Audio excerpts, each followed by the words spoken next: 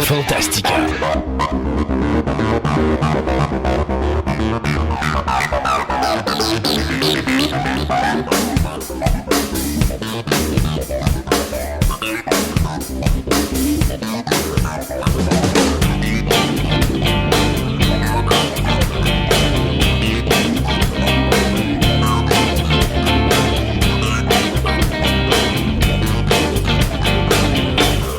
Bienvenue à vous tous à cette version abrégée de l'émission intitulée Fantastica. Mon nom est Christophe Lassens et il me fait grand plaisir de vous accueillir aujourd'hui pour vous présenter une des multiples chroniques réalisées dans le cadre de notre émission radio qui existe depuis 2003. Fantastica est une émission radio diffusée sur le web dans laquelle je m'entretiens pendant plus de 3 heures avec de nombreuses personnes qui nous parlent de diverses passions qui occupent notre quotidien de tous les jours. Au cours des années, nous avons amassé plusieurs centaines d'entrevues que nous vous présentons ici de façon individuelle avec des sujets qui passeront du cinéma à la musique, du jeu vidéo au comique et la bande dessinée, sans oublier des univers tels que l'astronomie, la mythologie, l'archéologie, la littérature, le paranormal et bien d'autres sujets. De plus, je vous présenterai également de multiples entrevues que j'ai réalisées avec diverses célébrités de différents milieux. Vous aimez la lutte professionnelle? Eh bien, c'est avec grand plaisir que j'accueille ici à l'émission le lutteur Sonny Warcloud qui va nous parler de sa carrière tant au niveau de la lutte ici au Québec que son voyage à travers les différentes fédérations de la lutte à travers le monde entier, incluant la WWF.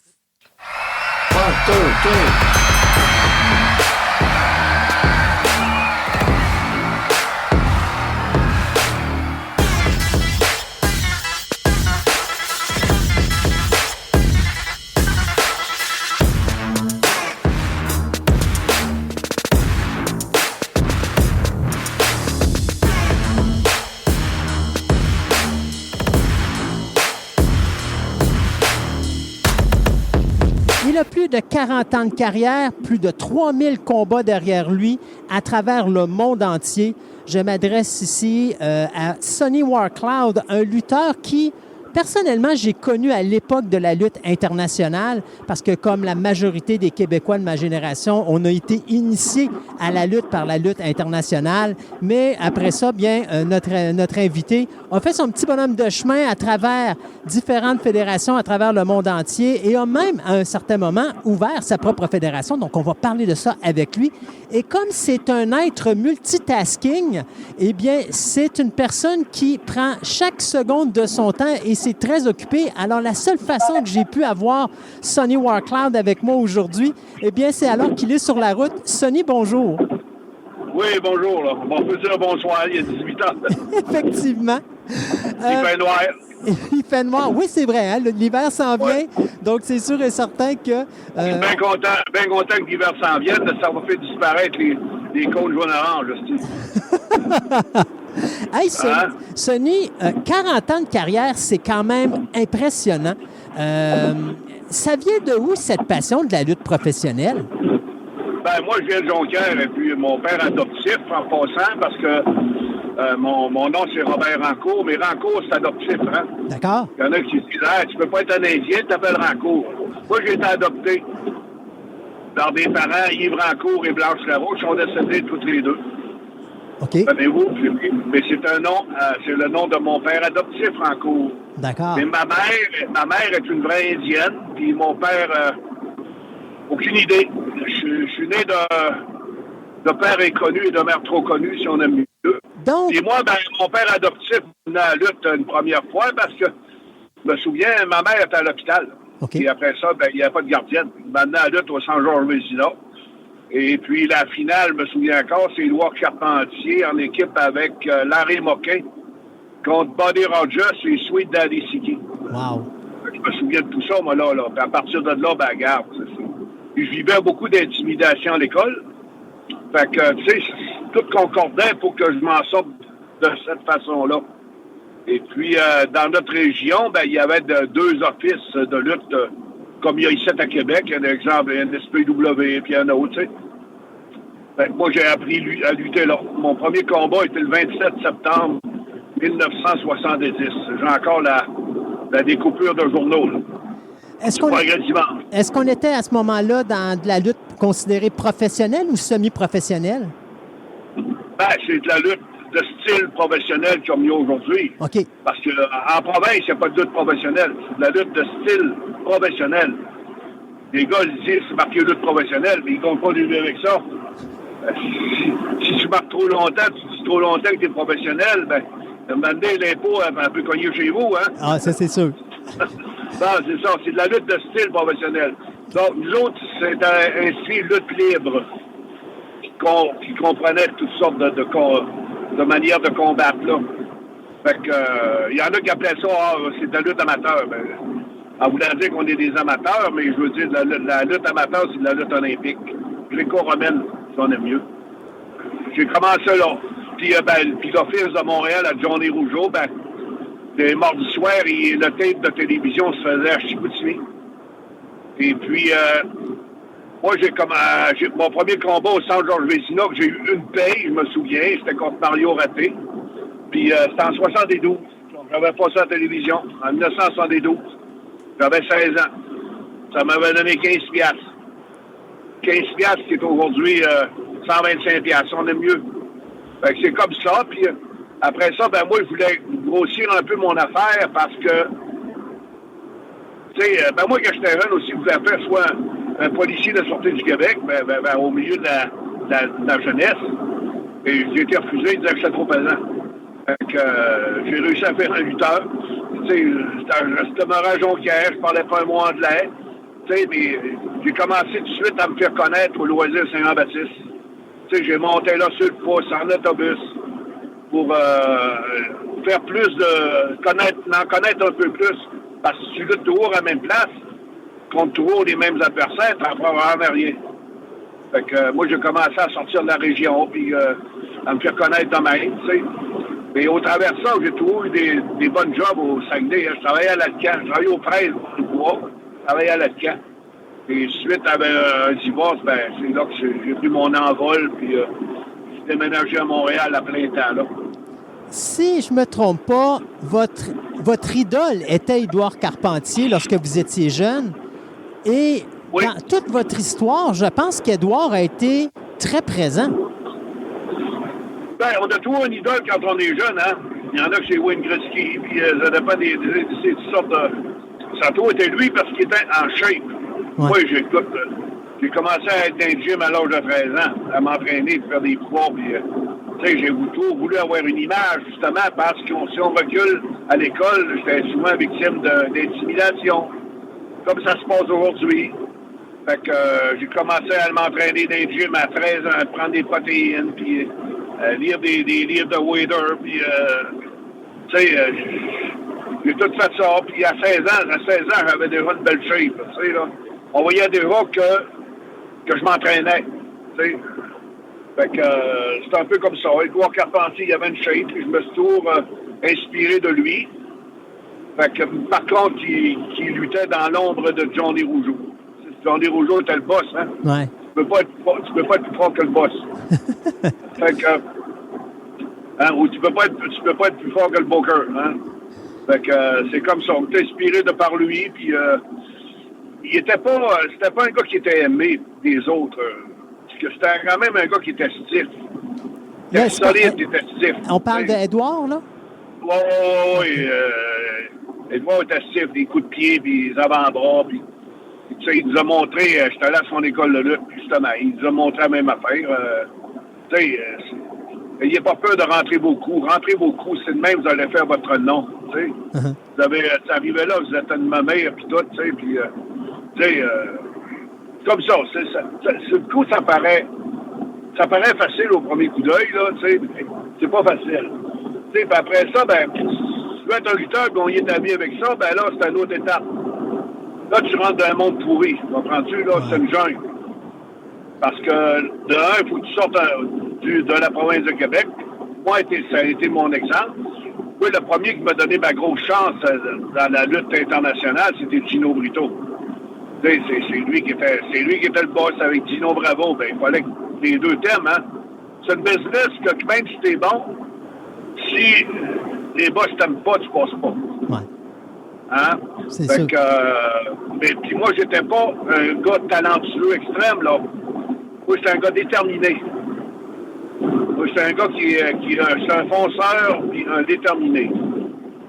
Mais c'est pour ça qu'Édouard Carpentier m'a dit, si tu veux réussir à gagner ta vie, du look d'un Indien, tes cheveux longs noirs, ben, achète-toi du stock d'Indien, puis apprends à danser l'Indien, puis c'est ça. Ça te prend une gamique. T'as pas de gamique, là, Robert Rancourt en costume de bain et en une paire de bottes, tu sortiras pas de la province, tu gagneras pas ta vie avec ça. Parce que Robert Rancourt au Loisir Saint-Jean-Baptiste, là, il y en a à peu près une dizaine.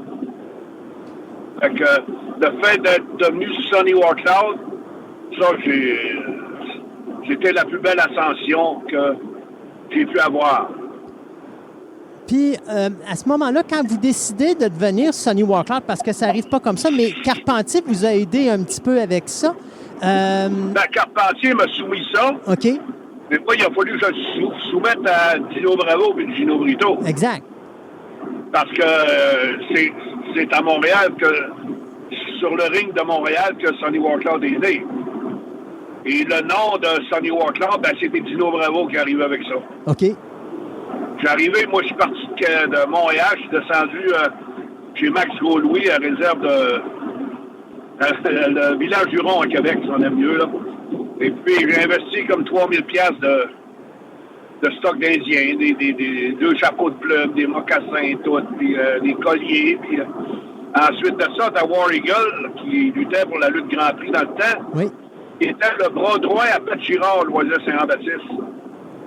Fait que, des fois, il s'éculait parce qu'il faut, dans ce business-là aussi, il faut que tu demandes la bénédiction pour ramasser une clique de l'autre. Exemple, Abdullah, il a eu la bénédiction parce qu'il y a même, son professeur, c'est le Cheikh qui est à Détroit. Ouais. Tu sais, mais il luttait pareil comme lui, donc il y a une bénédiction à avoir.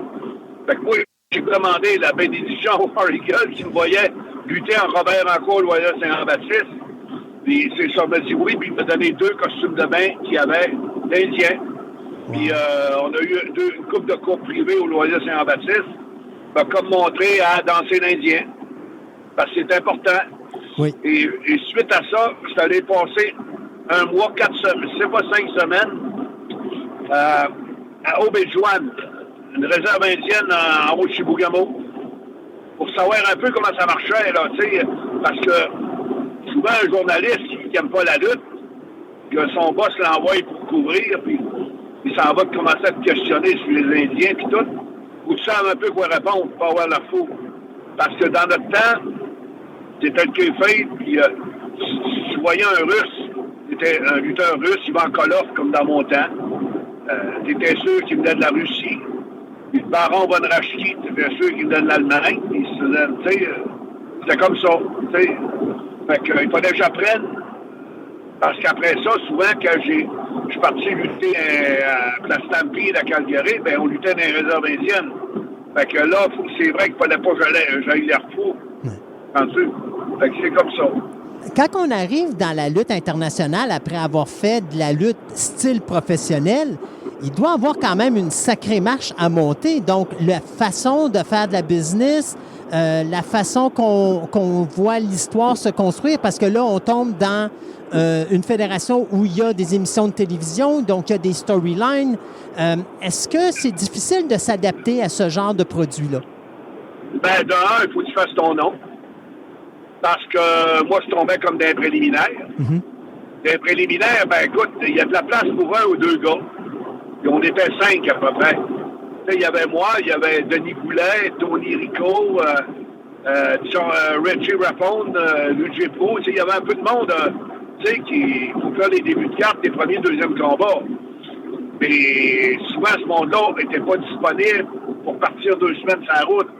Fait que quand on partait, puis on commençait par Hull, puis on s'en allait le haut de la BTV, puis après ça, le nord de l'Ontario, on partait 2 semaines. Ça prend quelqu'un qui est capable de partir 2 semaines de chez eux, puis vivre dans un motel, puis c'est là que c'est pas facile Parce qu'on est tous des gros bébés gâtés. C'est un gros mot, là, bébé gâté, je veux dire. C'est tous des caractères différents, hein? Mm-hmm. Puis moi, si je voyage, on est 3 dans l'auto, puis exemple, je voyage avec Jacques Rougeau puis Armand Rougeau, je vais manger ce que Jacques Rougeau va manger, tu comprends? Tu sais, puis si moi j'ai envie de pisser, ça va être quand lui va avoir envie de pisser. C'est ça. Hein, t'es assis en arrière, puis ferme ta gueule. Puis quand ils veulent pas que t'entendes, ils se mettent à parler en anglais. Parce qu'ils savent souvent que je parle pas anglais mais dans ce temps-là, quand ils parlent anglais puis ils se mettent à rire, je partais à rire aussi. Fait que, Chris, il comprend, c'est pas un fou, il comprend, lui, là, tu sais. Fait que c'est ça. Tu sais, il faut que tu fasses ton nom. Ouais. Puis après ça, pour sortir du Québec, ça te prend un push. Ça te prend trop quelqu'un qui va te faire sortir. Parce que tu peux envoyer des tapes dans le temps, des photos, une cassette de toi, tu sais. Mais encore là, c'est trompeur. Parce que souvent, le gars, il a envoyé une fausse photo ou n'importe quoi, tu sais. Ou le gars, il envoyait, je sais pas, il se payait un vrai jobber, bien pareil, mais le gars, il savait pas lutter, tu sais. Fait que ça te prend, c'est quelqu'un, prends quelqu'un à qui tu as rendu service, que lui, il va t'introduire, il va te donner des numéros de téléphone, puis il va parler pour toi. En tout cas, moi, c'était le cas. OK, pour me rendre à Montréal, je me suis rendu à Montréal de mes propres ailes. J'ai travaillé fort pour faire le ring du Centre Paul Sauvé, si on aime mieux, puis le forum. Et à partir de là, c'était Édouard Carpentier qui m'a envoyé en France. OK. Et de la France, c'est là qu'il faut que tu fasses ton nom, puis on prend dessus, c'est comme ça. Lorsque on parle, parce qu'on le dit souvent, hein, la lutte professionnelle, c'est un métier ingrat. Oui. Il y a beaucoup de compétition, il y a beaucoup, excusez l'expression anglophone, de bitchage à l'interne parce qu'on veut garder sa place, puis on a peur des gens qui arrivent par en arrière puis qui essayent de... Parce qu'on s'imagine qu'eux autres, à un moment donné, ils vont nous la prendre. Et il faut se rappeler que la lutte professionnelle, à cette époque-là, c'est pas comme aujourd'hui. C'est-à-dire que si vous perdez votre place, vous gagnez moins d'argent, ou encore si vous vous blessez, vous gagnez pas d'argent. Donc, il y a toutes ces affaires-là qui rentrent en ligne de compte. Aujourd'hui, ils ont des contrats, les gars. Hein? Oui, ce que vous n'aviez pas à l'époque. Ils peuvent tomber, se blesser, ils sont payés pareil. Nous, dans notre temps, là, je me souviens, là, j'ai lutté blessé. Vraiment blessé, un entorse au genou. Mais tu sais, quand il y a du monde, ça fait pas mal. Tu sais? Mm-hmm. Mais quand tu te ramasses 3 heures plus tard dans un petit motel, là, pas loin d'Edmonton, puis il neige au fond, puis tu chambres avec un autre, là, tu peux toujours chambrer tout seul, ça va te coûter plus cher, mais tu sais, si tu veux... À coup sûr, on est toujours 2, puis des fois, on était 3, puis on était 4. Parce qu'il restait rien qu'une chambre à louer. On était 4. Tu comprends? Ça fait que... là, t'as mal aux genoux, t'es pas mal dans le dos. Demande pas à l'autre de te frotter, là. Puis il veut dormir. Non, c'est un fait. Puis encore... Tu vis avec le mal. Tu vis avec le mal. Tu vis avec l'ennui. Parce que t'es loin de tes... Je peux te dire une chose aujourd'hui qui était dur dans notre temps. Aujourd'hui, c'est facile d'un cellulaire. Tu vas texter tes parents, ta blonde comme tu veux, même si c'est à l'autre bout du pays. Il n'y avait pas de ça, nous autres. Ouais. Rien. C'est ça qui était plus dur encore dans le temps. Comprends-tu? Ouais. Puis la lutte était... OK, aujourd'hui, les gars sont plus vite. C'est plus des acrobates que des lutteurs. C'est des athlètes. Tu sais, les luttes à peu près tout pareil. Ils font tous les mêmes mots, des drives en tous les combats. Fait que c'est plus de nouveauté. Comprends-tu? Fait que, mais nous autres, les rings étaient plus stiffs qu'aujourd'hui. Aujourd'hui, c'est des trampolines. Et nous autres, le ring, le mat, c'était dur. Les aprons étaient durs, les corps, tout était dur. Tu sais, c'est attendu qu'on prenait des bombes pareilles. Peut-être pas les mêmes bombes qu'aujourd'hui, mais oui, depuis que je lutte, je m'arrête des souplexes, des backdrops, puis... tu sais, c'est ça, les là. Puis... Juste ceux en province qui se rappellent, quand moi j'ai ouvert ma fédération en 2000 à CCW, ceux qui prenaient des bombes sur notre ring, le ring de CCW, là, ils peuvent peut-être en témoigner aujourd'hui, là. Donc, le ring était fait avec du bois, finalement? C'était des planches de bois Ouais, qu'il y le avait? plywood, parce qu'il y avait des chocs au milieu. Il y avait un choc au milieu, donc le plancher était plus dur. Aujourd'hui, c'est toutes des longues pistes. Tu sais, c'est là la différence. Mais par contre, les rings d'aujourd'hui, je trouve qu'ils vendent trop. Tu sais, c'est pas drôle. L'annonceur paye 150 livres, puis il se met à sautiller un petit peu dans le ring, puis tu vois le plancher qui bande. Tu sais, ça fait pas, hein? Tu sais, un spectateur là qui sautait dans le ring après la lutte, des fois, ça montait tout dans le ring, les flots, hein? Ouais. Il y en a un qui montait sur le troisième, puis l'autre allait chercher, puis il se mouillait. Dire de quoi il ne s'en relevait pas de même, là.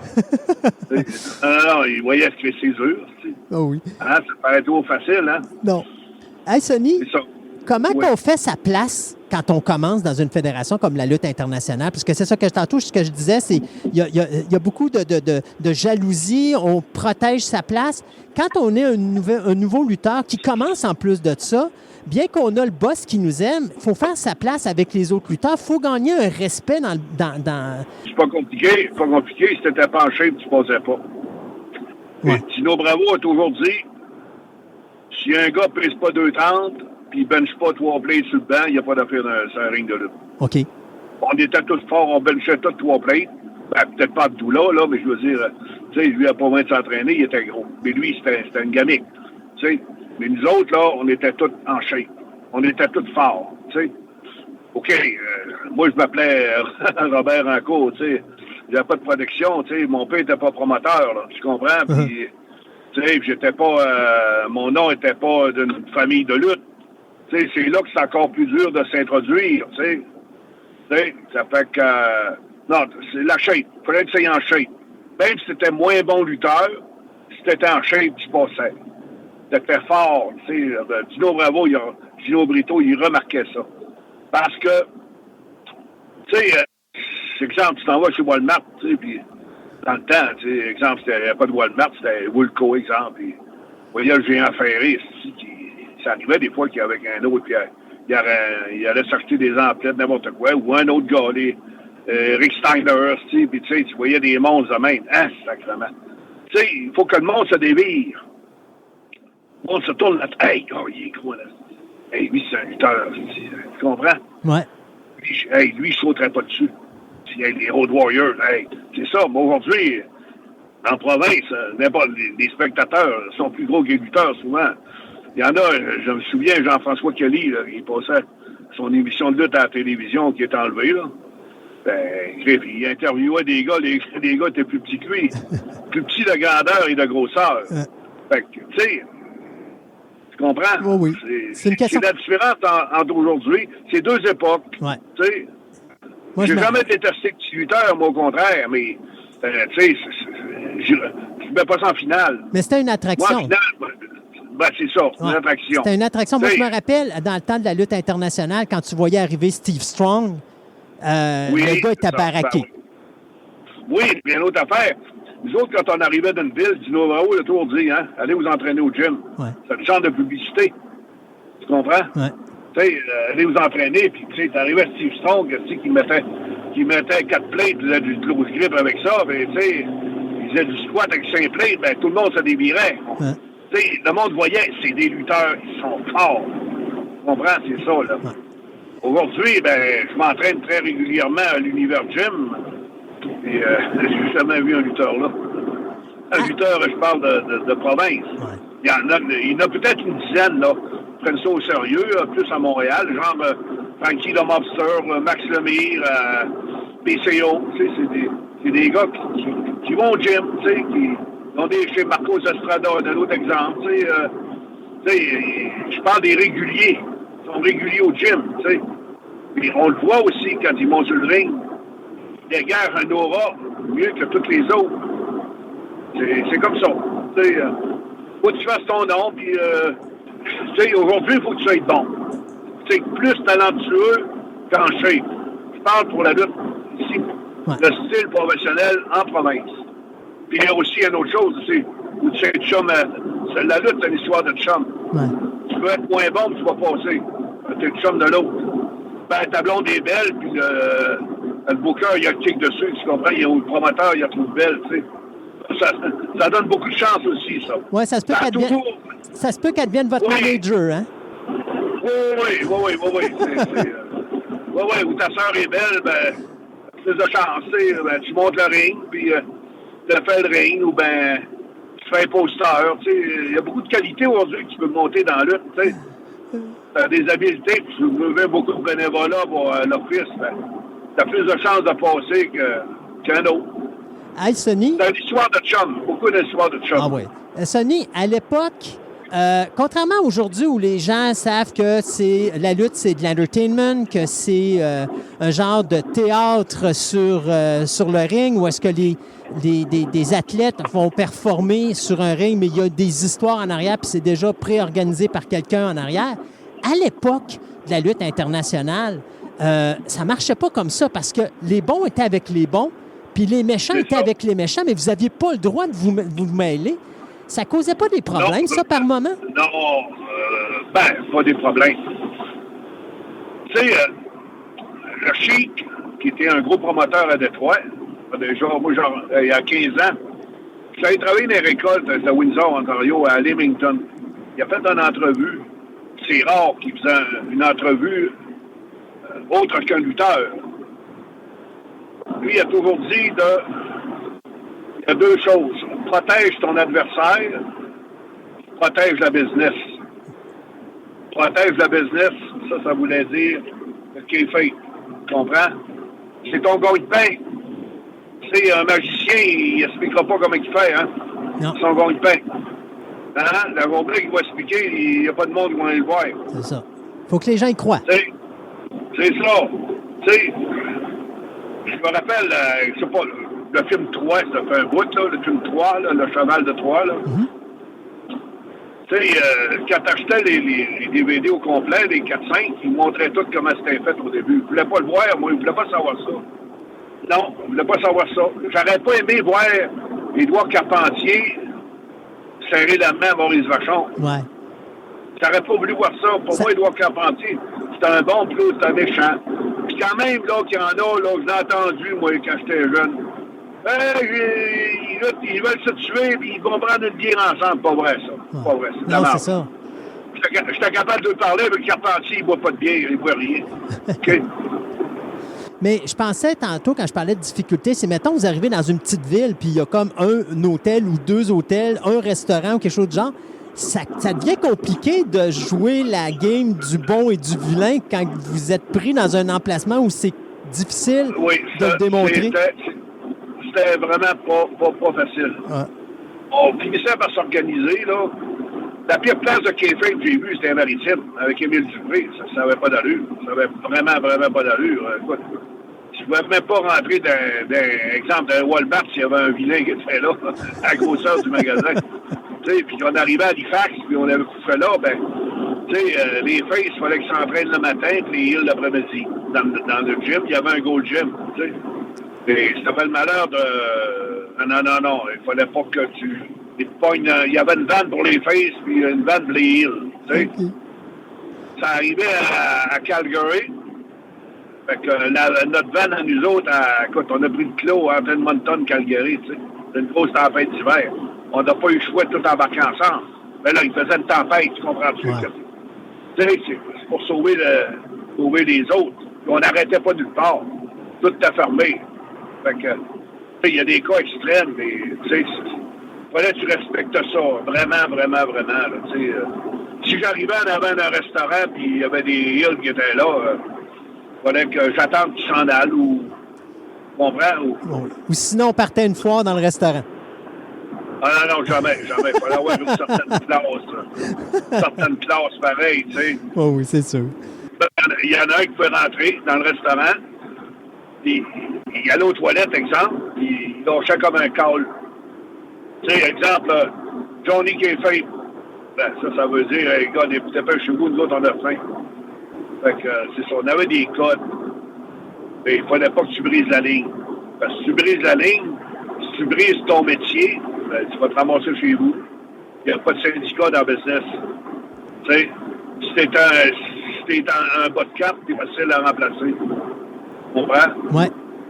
Ben, c'est ça. Si t'es un top, ça va passer. Mais si c'est un bas de carte, là, fais pas de gaffe, là, parce que, regarde, il y a peut-être 25 qui attendent à la porte pour prendre ta place. Ouais. Fait que, tu sais, il faut que tu marches sur des œufs. Tout le temps. On a eu la chance de travailler dans la WWF. Ça, c'était dans le milieu des années 80, je pense, c'est ça? Oui. Ça va être quoi la différence de travailler pour la WWF comparativement à la lutte internationale? Ben, tu payé plus cher. Ça, c'est sûr. Puis après ça, ben, t'as tout Espérance qui vont te garder avec eux. Fait que oui, première des choses, tu luttes, il y a plus de monde. Il y avait plus de monde. Puis écoute, c'est la grosse patente, hein. C'est comme jouer au hockey pour les Rockets de Laval, puis les Canadiens te repêchent, hein? Ouais. Non, mais c'est à peu près, ça veut dire à peu près la même affaire, tu sais. Fait qu'une fois que t'es en haut, ben écoute, j'espère qu'ils vont me garder. Tu sais, moi j'ai eu des fausses espérances par 3 fois, exemple. Et puis, c'est ça, je pensais toujours que ça allait marcher. Puis, effectivement, ça marchait pas. J'ai cru certaines choses. Puis, disons, ce qui me nuit aussi, c'est mon anglais. OK.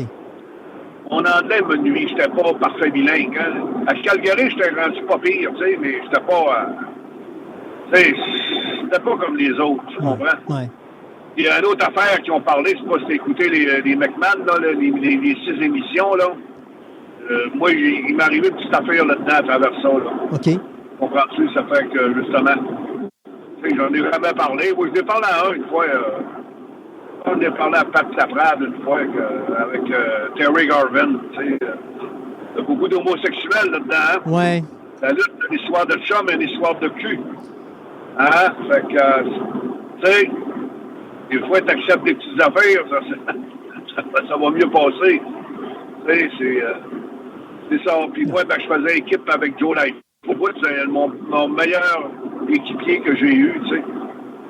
Lui, il était parfait bilingue, Joe Ventura dans le temps. Puis, il a envoyé des belles photos toutes à l'office de New York. Il était sûr de passer, tu sais. Il n'a jamais eu vraiment de réponse. Tu sais. Mais par Terry Garvin, moi, j'avais su qu'il ne voulait pas de Joe parce qu'il était trop petit. Puis moi, je parlais pas assez anglais, tu sais. Tu sais, c'est par ça, tu sais. Mais la fin était plus gros. La première fois que j'ai été au forum, j'ai demandé 500 $ en argent payé tout de suite après. Hein, on parle de 185, tu sais. Ouais. C'est les 100 piastres aujourd'hui, 500 piastres dans 85, c'était 12-1300 aujourd'hui, hein. Ça se prend bien. Ah, oui. Puis là, après ça, on allait faire des tapes en Ontario, à Brantford. Ça, on n'était pas payé bien cher. Mais moi, il m'avait gardé. Faire 2-3 villes par après. C'était tout à coût de 500 aussi. Puis une fois, j'ai été payé 2 fois. J'ai été payé de là, puis après ça, le centre Paul Sauvé, il m'a appelé Joe Bélanger. Il était comme le comptable pour lutte internationale, puis il dit je passerai à l'office, il y a une enveloppe pour toi. Je suis arrivé, puis c'était un chèque de 500 pour telle ville. On payait 2 fois. Fait que là, écoute, tu peux pas être plus catholique que le pape, hein? Mm-hmm. Vous avez eu la chance d'affronter des gars comme Randy Savage, Magnificent Morocco, le Mighty Hercules. Mon Dieu, il y avait Leo Burke, Rick Steiner aussi dans votre carrière, si je ne me trompe pas. Quel est le lutteur avec lequel vous avez aimé le plus travailler dans votre carrière? Si on parle de site, Rocky de la Serra, Johnny Smith à Calgary, Ron Starr des Maritimes, c'est pas mal, tu sais, il y a une chimie qui se fait aussi, hein, entre les gars.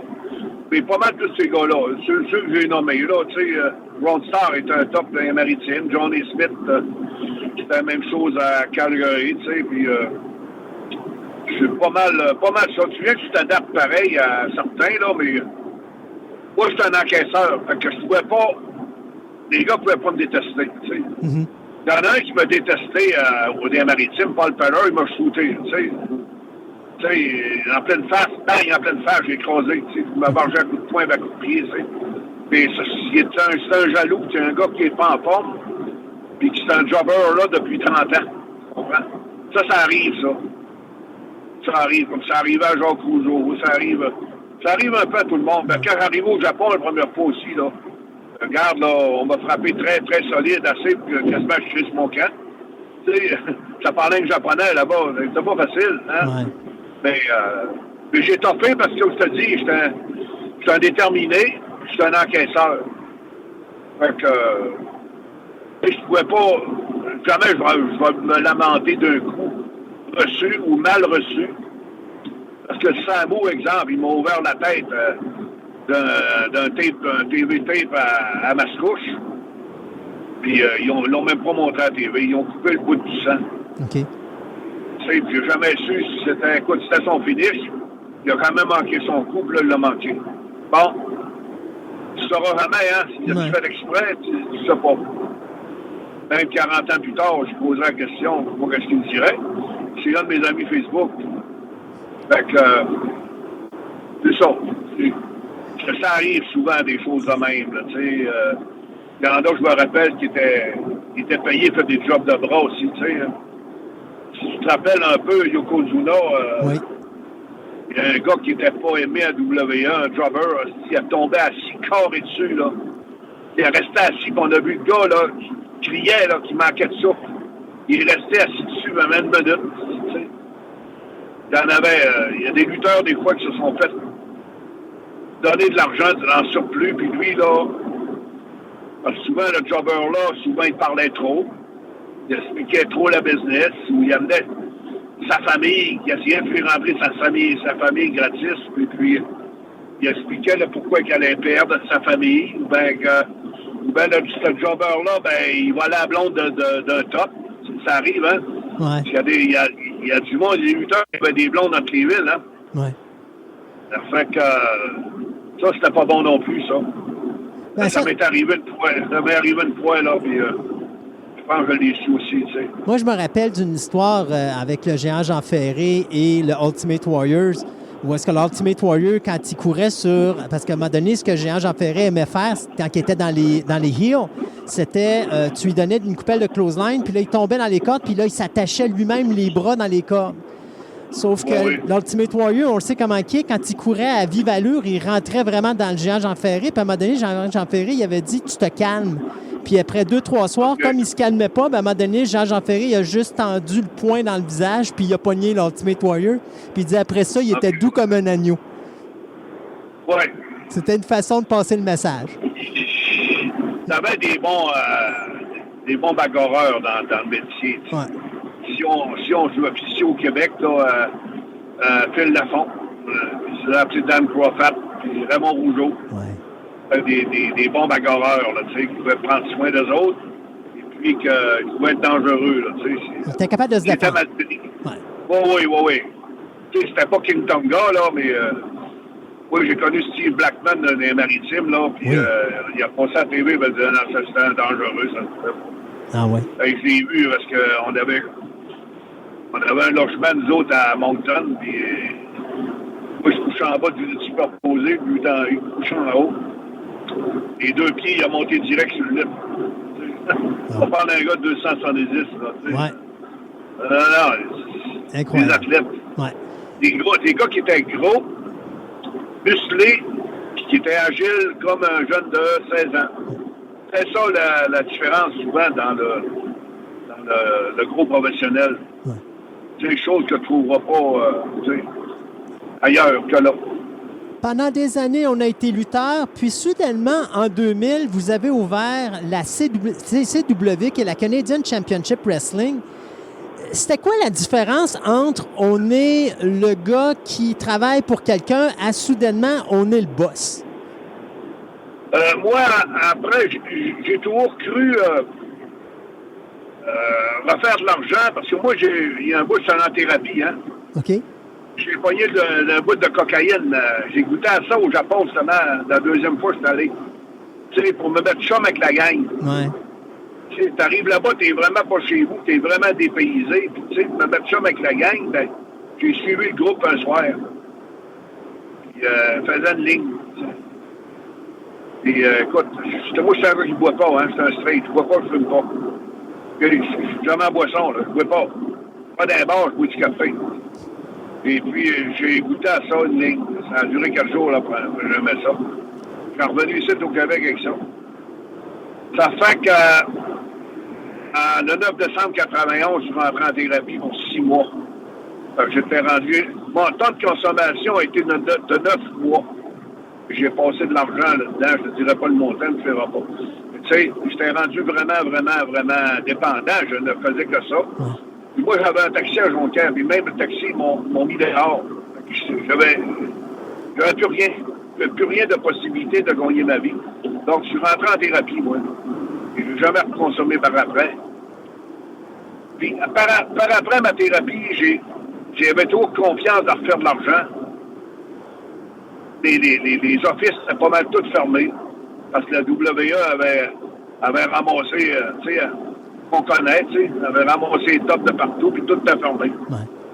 Ça fait que j'avais plus de possibilités. Ben, j'ai refait une route en Europe, en Allemagne, encore là. Il n'y avait plus grand territoire, il restait quasiment rien que lui, puis un autre, mais je suis fait faire une passe. Parce qu'il y a 2 offices là-bas. L'autre office, ça travaillait plus longtemps que celle que je suis allé. Puis après ça, en 95, j'ai eu une autre espérance quand Jacques Rougeau a décollé la relance de la lutte au Québec avec Tony Mullin. C'était des gros projets. Écoute, il disait qu'il était associé avec la WCW, toute une histoire. Fait on y a tout cru. T'as entendu que même Jacques qui croyait, puis il a mis de l'argent là-dedans. Et la lutte était morte. La lutte était morte au Québec. Ouais. Puis il a essayé d'avoir la télévision, de voir avant. Fait que, écoute, ça a duré 1 mois et demi, l'aventure, puis il y en a une couple qui ont perdu leur job. Ils ont lâché, demandé comme des courriers sans sol, puis tu sais, on a parcouru la province, puis tu sais, on a eu du fun, là, mais c'était pas... en tout cas, on a bien vu à la fin que ça marchait pas, parce qu'il a cancellé 4 villes l'an dernier, là, dont Rivière-du-Loup, puis tout ça. Fait que... c'est là que j'ai lutté souvent contre Abdullah. J'avais déjà lutté une couple de fois contre lui, mais là, j'ai lutté comme une dizaine de fois avec lui, là, en finale. Là. Mais après ça, j'ai eu une autre chance en 97, quand je suis allé un try-out parce que l'Ottawa joue, là, l'équipe de hockey, je perds des noms. Les sénateurs? Les sénateurs, oui. L'aréna qu'il y a là. Mm-hmm. C'est le lendemain du Screwjob. Bon, j'ai lutté là sur un tape de TV, là. Okay? Mais c'était un dark match, mais en plein milieu de la carte. Là, j'ai eu une espérance à la repogner. Certains m'ont parlé, tu sais, puis quand je suis revenu du ring, Vince McMahon était en haut, puis il s'apprêtait à monter sur le ring avec Shawn Michaels. Il l'a posé à Ken Shamrock, anyway. Puis là, Tony Garea était venu parler, hey, c'était bon ton combat, toute une histoire. Tu sais, j'ai eu comme un autre. J'ai rêvé un peu. Ouais. Et puis, quelqu'un m'a dit là-bas, c'était un mythe de ménagiste quand j'étais un fax. Resté à Jonquière. J'ai déménagé à Québec. En fin de compte, rien, plus de téléphone, il n'y a plus rien. J'ai essayé de recontacter le groupe de blocs que j'avais eu ce soir-là, mais ça n'a pas levé. Fait que là, je suis rendu à Québec. Pas de job à rien. Mais ça n'a pas été trop long. Regarde, le job que j'en ai, quand j'ai 3 jobs, je gagne 125 000 par année. J'ai un secondaire 3. Fait que j'ai toujours été comme dans l'autre, j'étais un vaillant et un déterminé. Mais là, j'ai assisté à une couple de petits programmes dans la ville de Québec. Donc, j'ai décidé, tiens, on va ouvrir la CCW avec Kevin Martel, là, tu sais.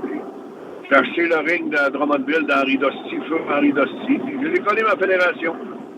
Ça a duré 3 ans.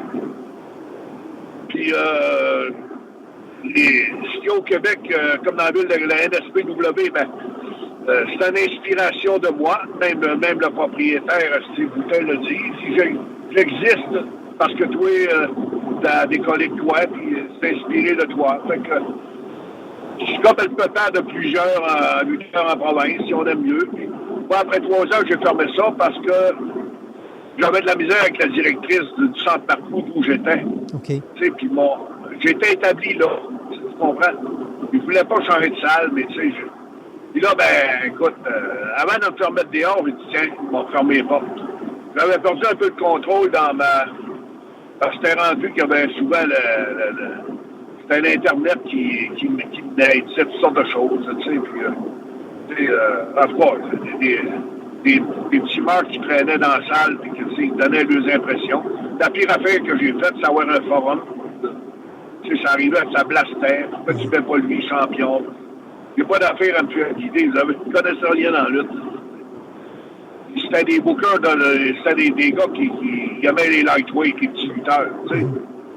Mais des petits lutteurs, j'en ai plein en province. Ça me prend des gros. J'ai été élevé avec des gros lutteurs, avec des gros lutteurs que t'attires. Aujourd'hui, ça a changé. C'est la même affaire, mais tu vois arriver un gros monstre. Un gros monstre, aujourd'hui, il faut que ça lutter. Il ne faut pas juste que tu sois gros. Puis en shape. Tu te places dans l'air. Ouais.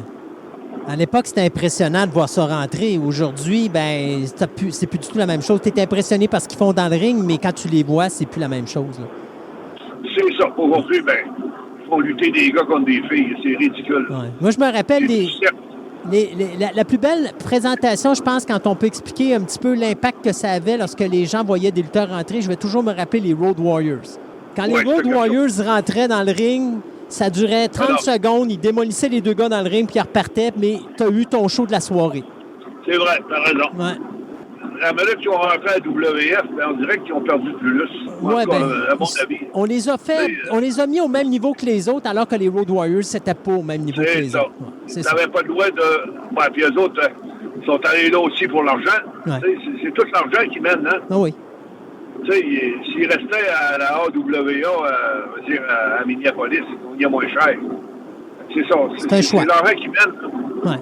C'est ça. Ben, si tu payes un gros montant, un gars de 150 livres, ben, tu vas le faire. C'est sûr. Parce que c'est pas tout le monde qui aimait la lutte.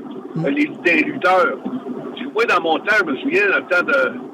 Même avant la lutte internationale, ben moi, quand je suis commencé, il y en avait... On choisit d'être lutteur parce qu'il n'était pas vaillant. Il ne voulait pas aller travailler à l'usine, tu comprends? Il ne voulait pas se lever le matin ou aller travailler, mais il était gros. Ouais. Fait que, tu sais, ils ont réussi à faire de la lutte, mais des bonnes cartes.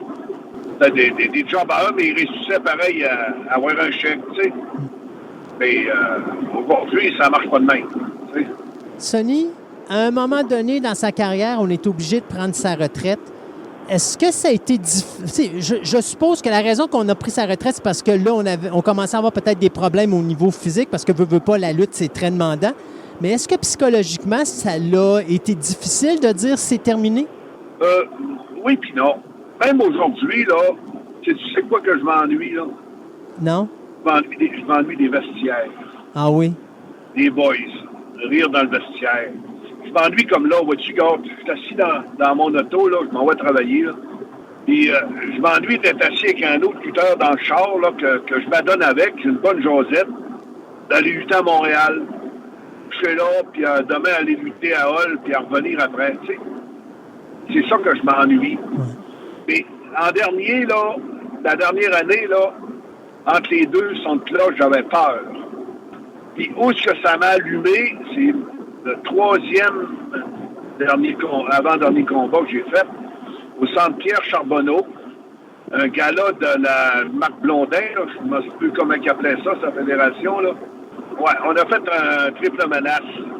Moi contre Frankie de Mobster et contre Darko. Et puis là, ben, il y a une shot, il fallait que je monte sur le troisième, mais par l'intérieur. Et moi, mon genou commençait à être défectueux. Et puis, il y avait un journaliste, Journal de Montréal, qui était là. Je me souviens même pas de son nom, il n'est plus là, anyway. J'ai lu le lendemain, il a décrit la carte de lutte. C'était marqué comme troisième combat, un tel, Frankie de Monster, contre... il n'a même pas nommé mon nom pour pas me faire mal. Il a marqué, il y avait un Indien dans le combat, puis il ralentissait la cadence. Oh.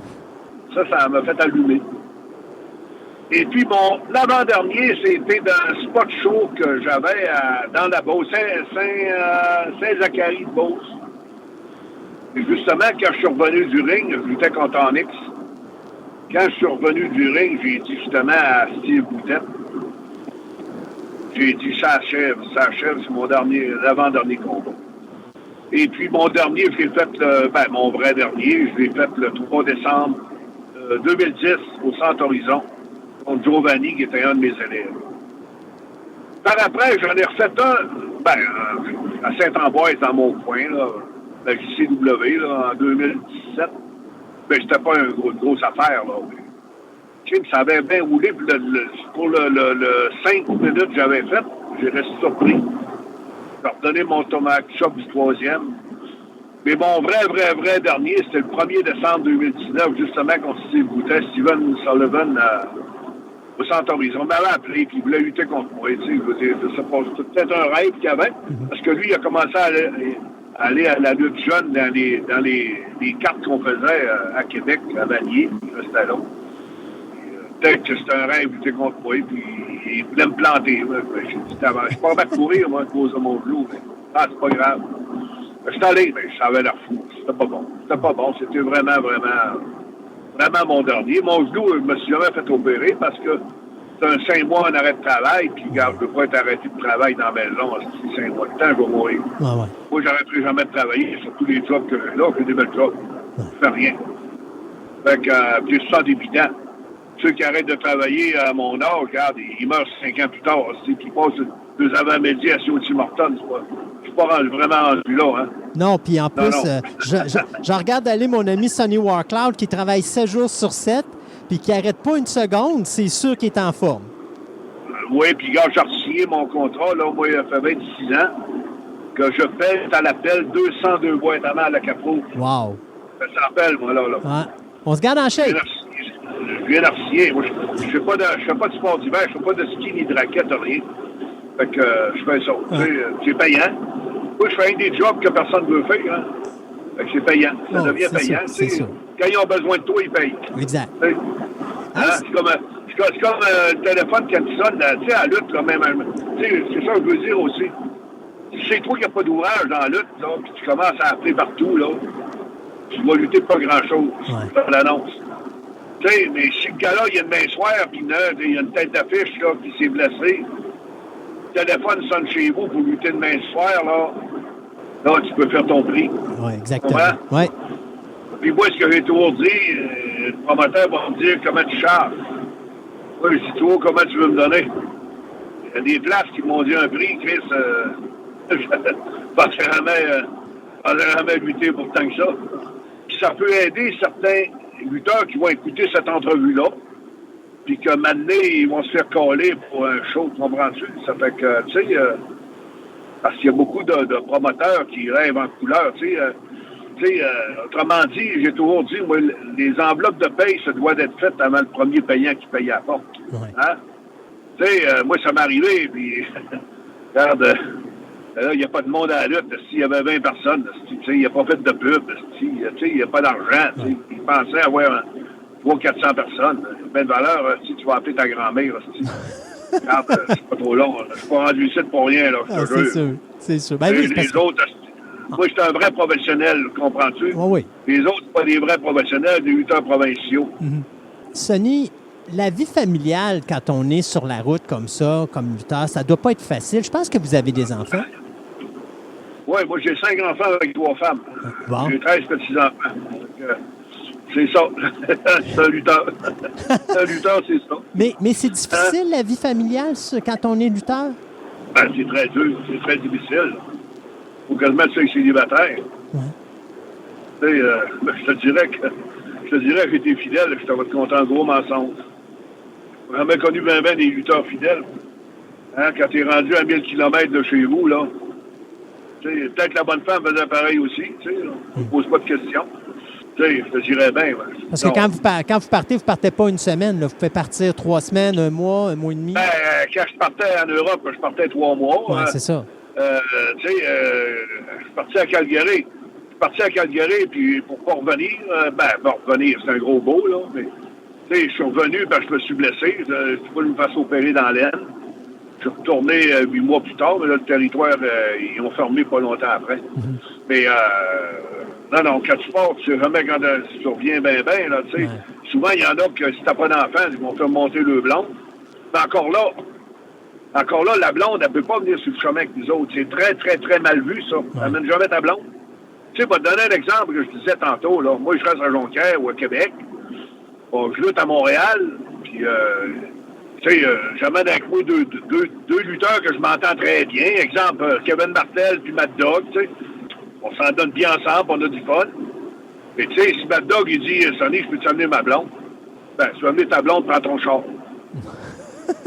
Tout de suite, là, t'as une femme dans le char, tu peux plus oser de n'importe quoi. Ah oui. Hein? Tu comprends ce que je veux dire? Oh oui. Ben, c'est la même affaire sur la route. Dans le temps de la province ici, de la lutte internationale, que si on partait en tournée, ben, s'il y a un gars de Montréal, je sais pas, moi, à soir, il lutte à Bécamo, demain, il lutte à Sept-Îles, l'autre journée d'après, il lutte à Matane, ben, s'il décide d'amener sa blonde, sa femme, ben, prends-toi un hôtel, monte tout seul avec, puis prends-toi un hôtel avec. Prends pas le même hôtel que les boys. Hein? Après ça, on va voir comment ça se passe. Si on va penser que son mari fait pareil.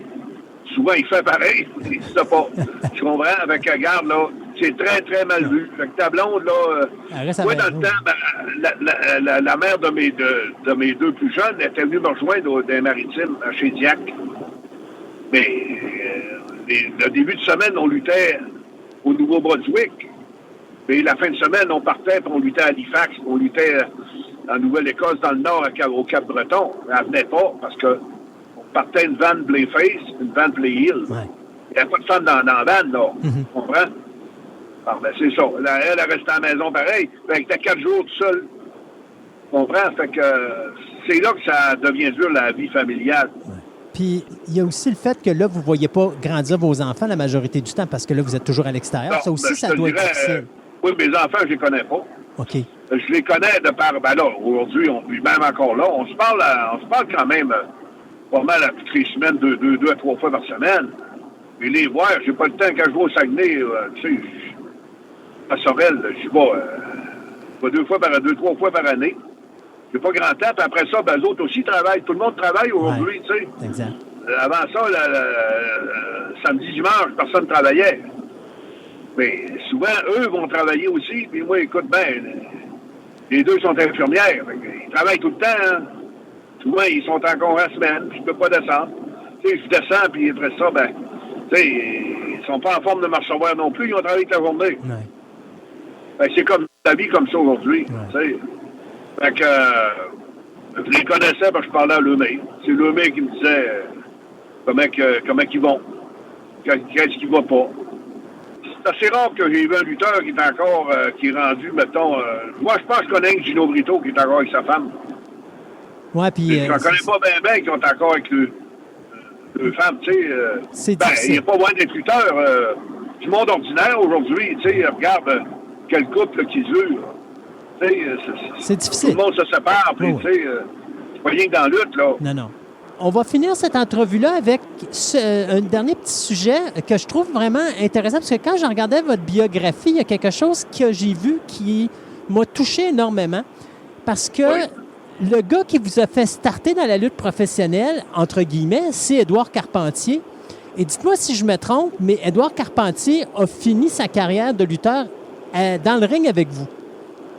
Oui, son dernier combat, c'était au Festival de l'Ouest à Montmagny. Festival du Canard de l'Ouest. Anyway, c'est un gars-là qu'il y avait le promoteur, c'était Mario Deschênes. Et puis, j'ai lutté en équipe avec lui. Il avait 78 ans. Contre Brick Coffer puis Jeff Jefferson. C'était la dernière fois. Puis, au début, avec le monde rentre, je l'ai vu monter sur le ring devant moi. Il a testé les comptes, puis... oui, si les comptes étaient corrects. Puis, il a refait encore son flip du troisième. Il avait 78 ans. Incroyable. Ben, c'est ça que j'ai, 78 ans aujourd'hui. Puis, regarde, je lutte même plus, puis lui luttait. Mais disons que le combat d'équipe qu'on a fait, ben, c'est moi qui vendais, puis c'est moi qui la patente. Lui a fait un comeback. Ouais. Comprends-tu? Ouais. Mais tu voyais ses coups étaient encore solides. Mais les kicks. ça devait être un honneur pour vous de fermer la carrière d'Édouard Carpentier? Ben oui. C'était quelque chose. Écoute, c'était un homme de peu de mots. Ouais. Non, ça ne dit pas un mot dans le vestiaire. Puis, tu sais, puis même quand cette fois-là, ben, il avait voyagé avec d'autres. Il avait embarqué dans une vanne avec d'autres lutteurs. Puis, dans ce temps-là, il y a quelques lutteurs qui fumaient la cigarette. Il n'aimait pas ça. Non, c'est quelque chose pareil, là. T'sais, là, ben, tu sais, des dernières photos que j'ai vues de lui avant qu'il meure, oh, Edouard, ça n'a pas d'allure, tu sais. Je veux dire, un gars si en forme, tu sais, c'est périr demain, tu sais, on vieillit tout, hein, mais lui c'est toujours entraîné, hein. Il s'entraînait tout le temps. Il ne mangeait pas bien, lui. Il ne mangeait pas bien parce que, comment je dirais, il était économe. Il allait peut-être des places, ça coûtait pas cher. Fait que, tu sais, il s'entraînait tellement. Il brûlait tout ça. Tu sais, puis là, il ne pouvait plus s'entraîner. Il n'a plus de genoux, plus capable de marcher. Tu comprends? Fait que, tu sais, plus capable de t'entraîner, ben, ton muscle tombe à terre, dégrade, hein. Tu sais, je surveille beaucoup ça, là, comme je me suis fait mal à l'épaule, là, puis, tu sais, je réussis à m'entraîner pareil, puis je fais beaucoup de cardio, puis, ben, quand j'ai le temps, quand je réussis à aller au gym, ça, c'est quand je dors une bonne nuit. Quand j'ai pas été collé de nuit, ben, le matin, je fais le déjeuner à ma blonde, puis à 8 heures, je suis dans le gym, puis je passe avant midi là. Je finis le temps avec une demi-heure de gros cardio. Puis, chaque fois que je vais à la pharmacie, je me mets le bras dans la machine, là, optimal. Je fais pas de cholestérol, je fais pas de diabète. Pourtant, je suis pesant. Mais on est en santé. On oui. travaille 7 jours sur 7. On est toujours actif. Un exemple à suivre, ce Sonny Warcloud. Sonny, merci énormément du temps que vous nous avez accordé aujourd'hui à l'émission. Ça a été un honneur pour moi de vous parler. Et puis, qui sait, un jour, peut-être qu'on aura la chance de se reparler sur d'autres sujets. Pas de problème, ça va être un plaisir. Puis la prochaine, mon prochain vidéo, podcast, il va sortir bientôt. On va le faire en direct du Musée de la Civilisation. OK. On va se faire là, puis c'est l'arbitre Martin Caron qui prépare ses questions. Puis il va se faire là le prochain, là, durer d'une heure à quart. Ben, si je peux me permettre de vous retenir 2 secondes, parlez-nous-en. Je pense que ça s'appelle Sous la tente, c'est ça? Oui. Avant ça, c'était des chroniques que j'écrivais. OK. J'en ai écrit comme 115. Et moi, l'ordinateur, je suis pas fort là-dessus. Hein. Ça fait que. Puis tout écrit. Moi, j'écrivais tout à la main. Puis avant ça, moi, j'appelais mon garçon, puis je dictais tout, puis il tapait tout ça. Puis j'avais Capitaine Québec, qui était un gars qui m'aidait beaucoup, qui le demeure à Chicoutimi, qui mettait ça en ligne. C'était de l'ouvrage. Puis j'ai plus le temps de faire ça. Fait qu'à cette heure, ben, on fait ça comme ça. On fait ça en direct, live, là. Je suis assis, puis lui, il me pose des questions. On y va comme ça. Fait qu'au lieu de me lire, on m'entend. Fait que j'aime bien ça. Puis Martin Caron, c'était un de vos anciens arbitres, si je ne me trompe pas? Oui, un arbitre de la CCW. Ben oui, exactement. Il a commencé à la NCW dans le temps. Quand j'ai ouvert, il s'est venu avec moi, là. OK. Puis c'est ça. J'aurais aimé avoir un homme et une fille qui me posent des questions. Tu sais, des fois, ça peut arriver... les questions peuvent arriver d'une autre manière. Oui, exact. J'ai demandé à 2, ils ont refusé. Même si j'ai payé, là. Oui, il n'y a personne qui fait du bénévolat avec moi, là. Faudrait peut-être demander à votre conjointe. Je connais rien dans lutte. C'est une kéfille, ma blonde. Mais justement, ça peut être les meilleures questions que vous allez avoir, M. Sonny Warcloud. Non, elle connaît absolument rien. Elle, c'est une fille de gym. OK. J'écoute le football. J'ai commencé depuis que j'ai ma grosse TV. J'ai commencé à aimer le football, puis non, elle n'écoute pas le football, elle n'écoute pas le hockey, le baseball. Non, elle, elle s'entraîne, elle va au gym, puis elle boit du vin. Bon, au moins, vous aurez quelque chose que vous avez en commun. Elle serait même pas capable de me poser une question qu'elle me poserait. Des questions qu'elle a fait considérer que j'ai déjà dit. Tu sais. Mais à part de ça, elle ne connaît rien au métier. Tu sais. Bon. Ça m'aurait pris une fille qui est dans la lutte. Si les gens veulent aller écouter ça, où est-ce qu'ils vont? C'est sur YouTube, je crois? Oui, YouTube, Sonny Warcloud. OK. Sonny, encore une fois, un gros merci et puis on se dit à une prochaine. Ça fait plaisir.